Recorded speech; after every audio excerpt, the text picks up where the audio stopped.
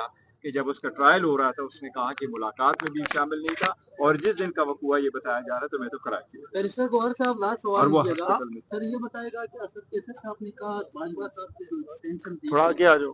वो हमने गलत दी थी, इस चीज पे आप क्या कहते हैं, आपका अभी यही मौके है? देखो, पाकिस्तान में बड़े सारे ऐसे फैसले हो चुके थे, अगर एक ही को उठाओगे तो पूरी दास्तान होगी, लेकिन पुराने को भूल जाए, आगे की तरफ देखें कोई बेहतरीन। अच्छा, एक बताइएगा बैरिस्टर गौहर साहब, क्या आप छोड़ देंगे अपोजिशन लीडर को अगर नहीं नहीं, जरूरी नाम देखो मिलेगा अपोजिशन लीडर पे एक मैंने आपको वाजे बताऊं, अपोजिशन लीडर हमारा हक है। सेनेट में जो रूल्स है वो रूल 16 है, और नेशनल असम्बली का जो रूल्स है वो रूल 39 है। दोनों के हिसाब से उस पार्टी के अपोजिशन के जिसके पास आददी तादाद ज्यादा है ये उनका राय है। हमारे पास इस वक्त पहले थे 91, आज हम बैठे हुए थे 76 के साथ। हमारे 8 को निकाला गया और 5 को जो हमने निकाला है, जिन्होंने वोट दिया दूसरी तरफ चले गए। अब हमारे पास 76 की वोट है, इसलिए ये सीट हमारी है। हमारे साथ जो सेकंड लार्जेस्ट पॉलिटिकल पार्टी है वो मौलाना साहब है, जिसके पास मैक्सिमम 10 सीटें इस वक्त अवेलेबल। सेनेट में हमारे पास इस वक्त में हमारे अलायंस के साथ हमारे 25 सीटें हैं।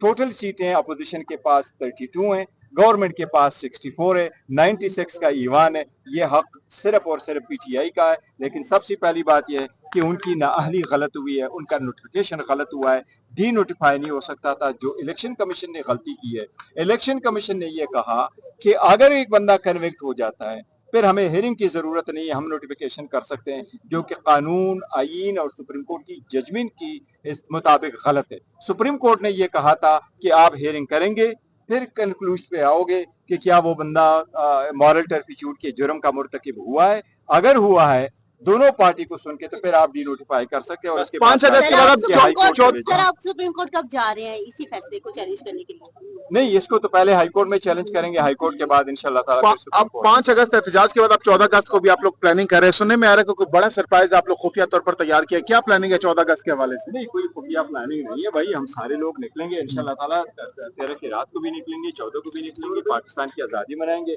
खान की रिहाई के लिए आवाज उठाएंगे, पूरी कौम होगी इंशाल्लाह ताला। पाकिस्तान के झंडे होंगे, पीटीआई के भी झंडे होंगे, और जश्न भी मनाएंगे, खान के लिए आवाज भी उठाएंगे। जो इंडिया के खिलाफ जंग जीत चुके हैं वो हमारे का हक वो भी मनाएंगे कि जी बेहतर हुआ है कि हम जंग जीत चुके हैं, वो भी मनाएंगे सब। मतलब ये भी वनडे मैच होगा 5 अगस्त की तरह, सुबह आएंगे और वो लोग निकल जाएंगे। यकीन